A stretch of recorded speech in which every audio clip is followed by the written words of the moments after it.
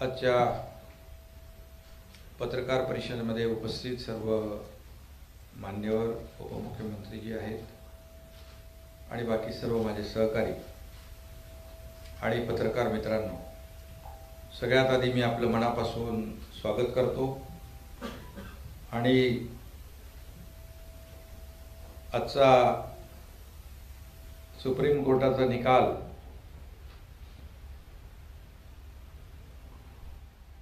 आपल्या लोकशाहीमध्ये अपेक्षित असलेला निकाल लागल्याबद्दल मी आमच्या सगळ्यांना शुभेच्छा मलाही दिल्यात, पण तुम्हालाही देतो शुभेच्छा सगळ्यांना। खरं म्हणजे अखेर सत्याचा विजय झाला आणि सुप्रीम कोर्टामध्ये आज आपण आलेला निकाल देखील पाहिला। त्याच्यामध्ये काही कायदेशीर आणि टेक्निकल बाबींचा उल्लेख आदरणीय देवेंद्रजींनी या ठिकाणी आपल्या समोर केलेला आहे। खरं म्हणजे आज आपण जर पाहिलं तर मी जेव्हा आपण मला विचारत होता त्यावेळेस मी सांगत होतो की लोकशाहीमध्ये बहुमताला महत्त्व आहे आणि या देशामध्ये कॉन्स्टिट्यूशन आहे, कायदा आहे, नियम आहे, सगळंच आहे आणि त्याच्या बाहेर कुणालाही जाता येणार नाही। हे माझे शब्द नेहमी आपल्याला आठवत असतील। आणि आम्ही सरकार जे स्थापन केलं ते पूर्णपणे कायदेशीर चौकटीत बसून कायदेशीर सगळ्या बाबींची पूर्तता करून आम्ही सरकार स्थापन केलं आणि बहुमताचं सरकार स्थापन झालं आणि आज सुप्रीम कोर्टाने त्याच्यावर शिक्कामोर्तब केलेला आहे आणि त्यामुळे अनेक लोक यापूर्वी घटनाबाह्य सरकार, बेकायदेशीर सरकार अशा प्रकारचं म्हणून स्वतःची समाधान आणि स्वतःची पाठ थोपटून घेत होते, परंतु त्यांना आज सुप्रीम कोर्टाने एक घटनाबाह्य सरकार म्हणणाऱ्यांना चांगली चपराक दिली आहे आणि खऱ्या अर्थाने त्यांना घटनाबाह्य सरकार म्हणणाऱ्यांना कालबाह्य केलेलं आहे। आणि म्हणून आज आपला हा जो निर्णय सुप्रीम कोर्टाचा आला आहे त्याचा मी मनापासून आणि आम्ही सगळ्यांनी स्वागत केलेलं आहे। शेवटी जे काही सुप्रीम कोर्टाने त्यांच्या निर्णयामध्ये काही गोष्टींचा उल्लेख केला त्यामध्ये आमचं देखील आर्ग्युमेंट म्हणजे आमची भूमिका हीच होती की डिस्क्वालिफिकेशनचा अधिकार जो आहे तो अध्यक्षांना आहे, अध्यक्षांकडे तो अधिकार येईल आणि मेरिट प्रमाणे तेच अपेक्षित असा निकाल सुप्रीम कोर्टाने दिला आणि हे अधिकार जे डिस्क्वालिफिकेशनचे अधिकार अध्यक्षांकडे दिले। त्याचबरोबर निवडणूक आयोगाने जो निर्णय घेतला होता त्याही बाबतीमध्ये विरोधी पक्षाने म्हणजे पूर्वीच्या लोकांनी, माजी मुख्यमंत्री आणि ते सगळ्या टीमने म्हटलं होतं की निवडणूक सुप्रीम कोर्टामध्ये प्रकरण असताना निवडणूक आयोग कसा निर्णय घेऊ शकतो, त्याहीवर सुप्रीम कोर्टाने भाष्य केलं की निवडणूक आयोग हा अधिकार त्यांना आहे आणि म्हणून निवडणूक आयोगाने शिवसेना पक्ष म्हणून आम्हाला रेकग्नाइज केलं, धनुष्यबाण सिम्बॉल देखील आम्हाला दिला। हे सर्वश्रुत आहे आणि त्यामुळे खऱ्या अर्थाने अध्यक्षांना जे अधिकार दिले त्यामध्ये डिस्क्वालिफिकेशनचे अधिकार, पॉलिटिकल पार्टी जी आहे, पॉलिटिकल पार्टी आणि लेजिस्लेटिव्ह पार्टी याच्यामध्ये देखील त्यांनी भाष्य केलं आणि म्हणून आम्ही जो निर्णय घेतला बहुमताचा त्या 2-3 महिन्यानंतरच निवडणूक आयोगाने तो निकाल दिला की आम्ही शिवसेना आणि धनुष्यबाण आमच्याकडे। म्हणजे 2-3 महिन्यापूर्वी जो आम्ही निर्णय घेतला तो बहुमताचा निर्णय होता आणि त्यावेळेस देखील लेजिस्लेटिव्ह पार्टीबरोबर पॉलिटिकल पार्टी देखील आम्हीच होतो असं या ठिकाणी मी सांगू शकतो आणि त्याचा अधिकार जो आहे अध्यक्षांकडे दिला आहे। अध्यक्ष त्याच्यावर मेरिटवर निर्णय घेतील। आणि या सगळ्या जर बाबी आपण बघितल्या त्याच्यामध्ये माजी मुख्यमंत्र्यांनी राजीनामा दिला, नैतिकतेच्या आधारावर आता देवेंद्रजी म्हणाले, त्यांना माहीत होतं त्यांच्याकडे बहुमत नाही आहे, अल्पमतामध्ये आलेलं सरकार आहे आणि राज्यपालांनी देखील त्यावेळेस त्याचं काही इतर राज्याचं मी उदाहरण आपलं इकडचं पण झालं त्या बोम्मईंचं आणि त्यावर मी बोलू इच्छित नाही, पण जेव्हा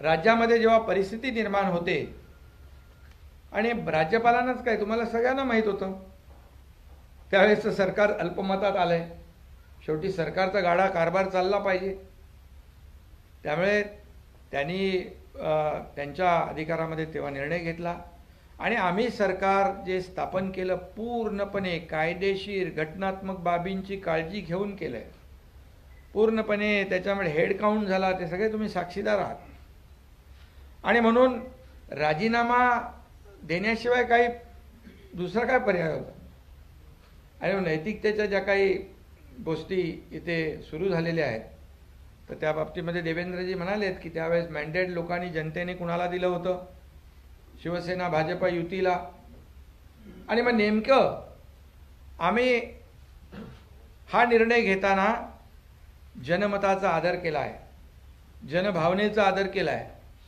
लोकांना अपेक्षित हवं असलेलं ते आम्ही केलं आहे, बाळासाहेबांच्या विचारांचा भूमिकेचा आम्ही आदर केलेला आहे आणि भारतीय जनता पक्ष आणि शिवसेना मिळून निवडणूक लढवली आणि सरकार दुसऱ्याबरोबर सत्तेसाठी खुर्चीसाठी त्यावेळेस बनवलं आणि हे सगळ्यांना माहीत आहे आणि जसं देवेंद्रजी म्हणाले आम्ही तर तेव्हा सत्तेत होतो, तेव्हा पुढं काय होईल आम्हाला माहीत नव्हतं, खरं म्हणजे नैतिकता कोणी जपली हे मला सांगण्याची आवश्यकता नाही आणि म्हणून खऱ्या अर्थाने बाळासाहेबांच्या विचारांची शिवसेना वाचवण्याचं काम, त्याचं काँग्रेस राष्ट्रवादीकरण करण्यात थांबवण्याचं काम आम्ही केलं, धनुष्यबाण वाचवण्याचं काम आम्ही केलं, तुम्ही तर तो गहाण ठेवला होता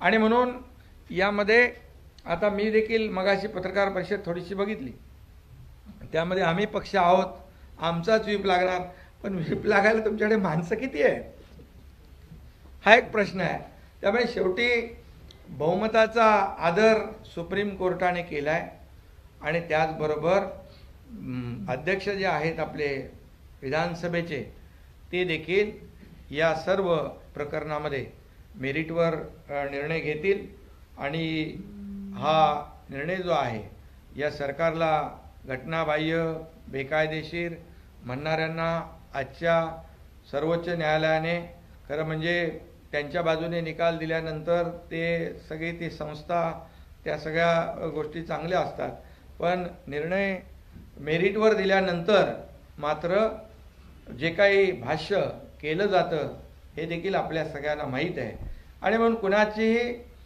दिशाभूल करण्याचा प्रयत्न देखील यापुढे देखील करतील, परंतु आज सुप्रीम कोर्टाने जे काही पूर्ण बहुमताचं सरकार आणि हे सरकार कायदेशीर घटनात्मक आहे याच्यावर शिक्कामोर्तब केलेलं आहे, हे जनतेचं सरकार आहे, जनतेच्या मनातलं सरकार आहे, त्यामुळे मी पुन्हा एकदा आज सर्वोच्च न्यायालयाच्या निर्णयाचं मनापासून या ठिकाणी स्वागत करतो। आज आखिर में सत्यमेव जयते कहते हैं, सत्य का विजय हुआ है और सर्वोच्च न्यायालय में जो महाराष्ट्र सरकार की जो केस थी उसमें ये सरकार जो है हमने गठित किया हुआ शिवसेना भाजपा का वो कानूनी तौर से घटनात्मक दृष्टि से योग्य है, इसमें शिक्कामोर्तब हुआ है। अब घटना बाह्य बोलने वालों को ये सुप्रीम कोर्ट के निर्णय ने काल बाह्य कर दिया है, उनको अभी अगर निर्णय को मानते होंगे तो हम लोग तो निर्णय को मानने वाले लोग हैं और हमने हमेशा कहा है कि जो भी निर्णय होगा मेरिट पे होगा। लोकशाही में बहुमत को महत्व होता है, मेजॉरिटी को बहुत ही इम्पोर्टेंस देने का काम सभी जगह होता है और हम लोगों ने जो सरकार स्थापित किया है वो पूरी तरह से कानून और घटना इसका आदर करते हुए हम लोगों ने किया है। और जो जिनके पास बहुमत नहीं था उन्होंने रिज़ाइन किया है। और नैतिकता की बात अब करने से पहले अगर करते, जब चुनाव हुआ था, जब शिवसेना भाजपा की सरकार का जब गठित होने मतलब जो सार्वत्रिक चुनाव हुआ, तब लोगों का मैंडेट ध्यान में रखते हुए अगर नैतिकता की बात करते तो शिवसेना बीजेपी का सरकार स्थापित हो जाता था। लेकिन सिर्फ और सिर्फ सत्ता पाने के लिए, कुर्सी पाने के लिए जब निर्णय लिया, ये जनता ने देखा है, महाराष्ट्र ने देखा है और उसी को सुधारने का काम हम लोगों ने किया है।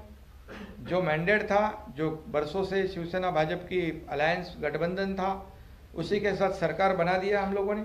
और निवडणूक चुनाव आयोग ने भी उसके ऊपर शिक्कामोर्तब कर दिया। जब हम लोगों ने निर्णय लिया उसके बाद 3-4 महीने में ही चुनाव आयोग ने हमारे को पार्टी का दर्जा दे दिया, शिवसेना, और सिंबल धनुष्यबाण दे दिया। और ये पूरी तरह मेरिट में हुआ है। आरोप किसने लगाया उनके ऊपर मैं आज नहीं टिप्पणी करना चाहता हूँ, लेकिन इसके बाद आज का जो निर्णय है, और जब रिजाइन की बात होती है, रिजाइन जब आपके पास बहुमत ही नहीं था, जो अल्पमत की सरकार हुई थी, सब लोग जानते हो, आप भी जानते हो कितने लोग बचे थे। और फिर एक बात कहूँगा कि लोकशाही में ये मेजॉरिटी बहुत ही महत्वपूर्ण है और तभी जाके उनको पता था कि हमारी हार हो जाएगी, पराभव हो जाएगा।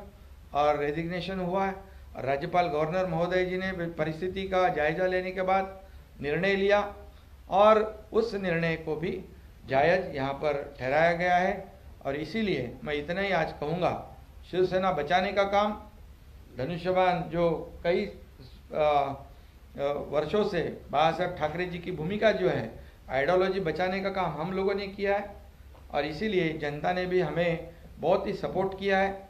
और इसलिए मैं फिर एक बार कहूँगा कि सुप्रीम कोर्ट के आज के निर्णय का मैं तहे दिल से फिर एक बार स्वागत करता हूँ और धन्यवाद देना चाहता हूँ। एक एक करो शांति के साथ।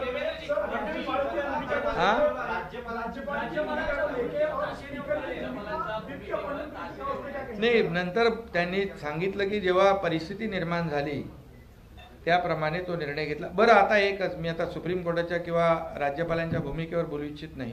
परिस्थितीनुसार राज्यपालांनी निर्णय घेतला। त्यावेळेस जर समजा फ्लोर टेस्ट झाली असती आणि पराभव झाला असता, मग राज्यपालांचा निर्णय योग्य होता असं म्हटलं असतं। त्यामुळे परिस्थितीनुसार त्यांनी निर्णय घेतला। पूर्णपणे बहुमत सरकारच्या बाजूने होतं। हेडकाउंट झालं, आपण सगळे साक्षीदार आहात।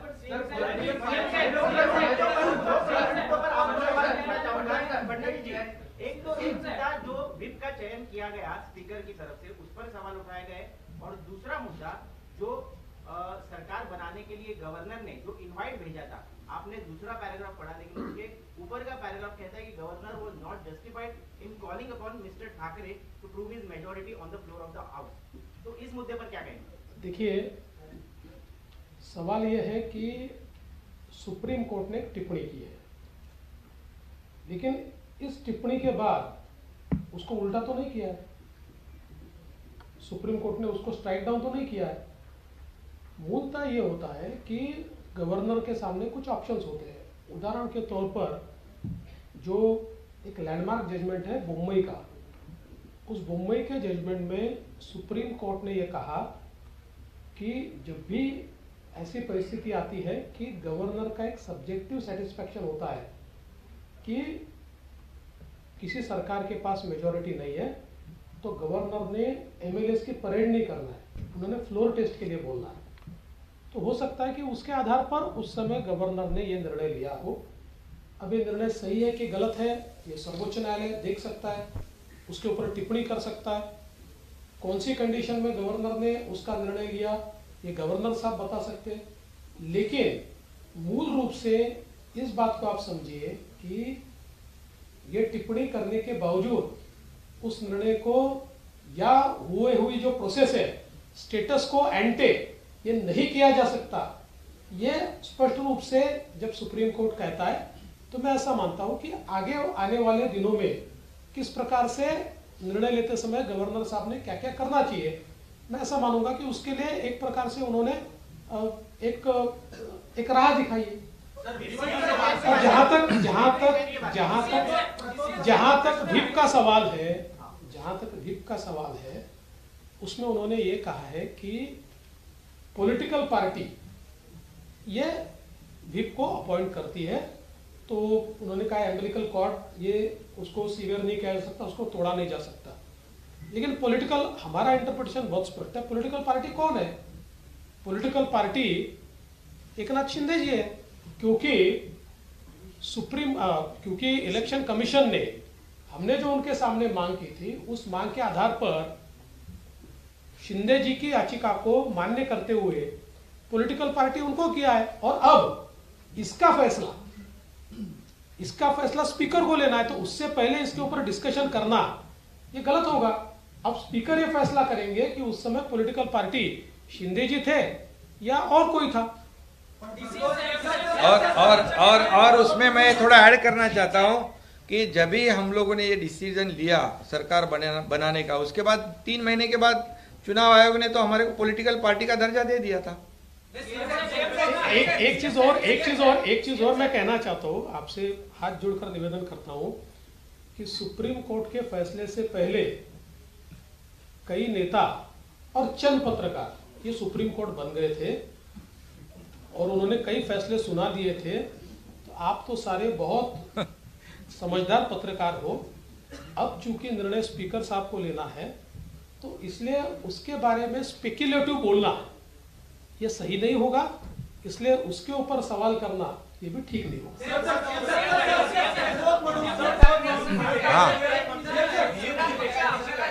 हो उद्धव ठाकरे आजही म्हणतात की हे पक्षाचं नाव आहे, ते माझंच आहे, हे मी कोणाला देऊ देणार नाही, हे कोण घेऊ शकणार. मग ते आता सुप्रीम कोर्टाच्या वर आहेत, निवडणूक आयोगाच्या वर आहेत.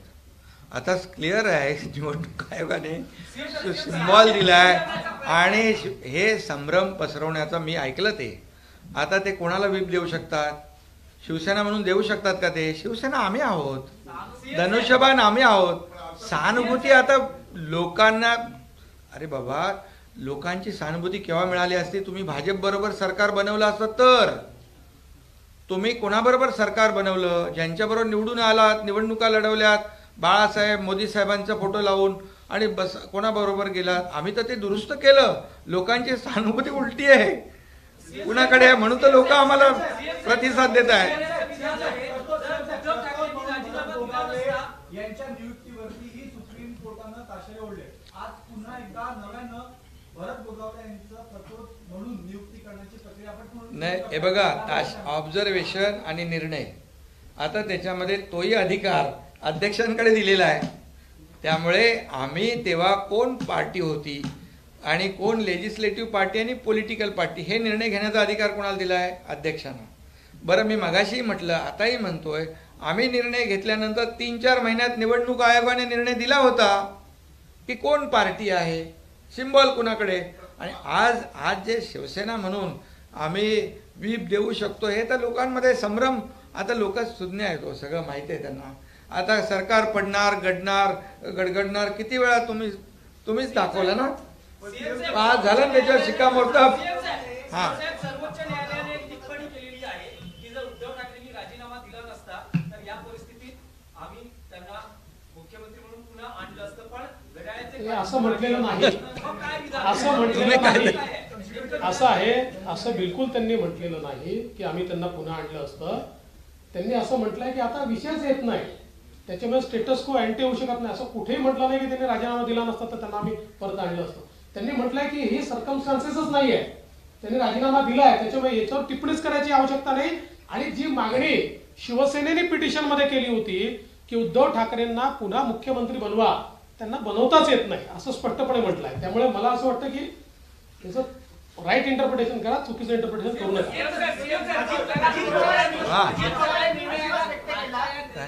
आनंद जितका आपल्याला झालाय, मला वाटतं त्याच्यापेक्षा जास्त आनंद आपल्या इतर आमदारांना झाला असेल, कारण की अनेकांची प्रतीक्षा ही विस्ताराकडे होती. हा ते पण होईल ना. हो सगळ्यांना होईल लवकरच लवकरच होईल. सीएम साहेब वारंवार चर्चा होते. आता हे सरकार कायदेशीर झालेलं शिक्कामोर्तब झालेलं आहे. मध्यंतरी चर्चा तिथून झाली की नाही आता तुम्हाला पण पटलंय ना कायदेशीर आहे. पहिलं ते सांगा, नाही तर आता आणखी कोणतरी मध्ये ते इतर पक्षाचे नेतेही येणार, बरीच चर्चा होती. कुठे येणार? तुमच्याकडे. आता ते इन्कमिंग कधी सुरू होणार? नाही ते सुरूच आहे ना. आता किती सरकार स्थापन केल्यापासून सुरू आहे. मग आता इतर कुठे थांबलंय? अरे ते पण तुम्हाला आता तुम्ही काहीतरी कितीतरी प्रवेशांना तुम्ही स्वतः होतात ना, सगळे येत आहेत. अजित पवारांनी याबद्दल विश्वास व्यक्त केला की सरकारला कुठलाही धोका नाही. त्यांना जास्त विश्वास होता पुन्हाहीपेक्षा की तुमच्या सरकारला अजिबात धोका नाही, मेजॉरिटी तुमच्याकडे आहे. अजित पवारांबद्दल काय म्हणतात? अजित पवारच नाही, ज्या माणसाला कायदा कळतो अशा प्रत्येकाला हे माहिती होतं की सर्वोच्च न्यायालय अशी कुठली एक्स्ट्रॉर्डिनरी कंडिशन नाही आहे की ज्या कुठलाही डिस्क्वालिफिकेशनचा वगैरे निर्णय स्वतः घेईल. त्यामुळे कुठल्याही सेन्सिबल वकिलाला किंवा कायदा करणाऱ्या व्यक्तीला हे माहिती होतं की सर्वोच्च न्यायालय हे लोकशाहीने अधिकार स्पीकरला दिले आहे, हे स्पीकरला सांगेल आणि म्हणून कदाचित त्यांनी त्या संदर्भात ते भाष्य केलं असावं.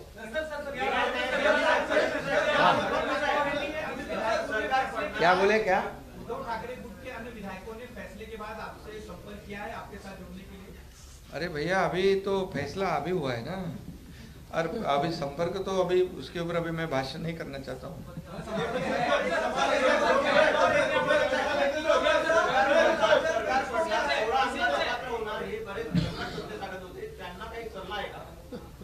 नाही मी तो मगाशीच दिला ना सल्ला. मी मगाशीच सांगितलं की काही नेते हे स्वतः सर्वोच्च न्यायालय झाले होते, त्यांना सल्ला देण्याएवढा मी मोठा नाही, पण मला असं वाटतं सर्वोच्च न्यायालयात एखादी केस असताना अशा प्रकारे आपणच सर्वोच्च न्यायालयानं आपल्यालाच कायदा समजतो अशा आविर्भावात वावरणाऱ्यांनी यातनं थोडा धडा घेतला पाहिजे. नाही आज पण सुरू होतं ना सुप्रीम कोर्टाचा निकाल, म्हणजे सुरू व्हायच्या आधी सुरू होतं ना काही लोकांचं, आम्ही बघत होतो थोडं. पण त्यांच्यावर काही परिणाम होईल असं मला वाटत नाही.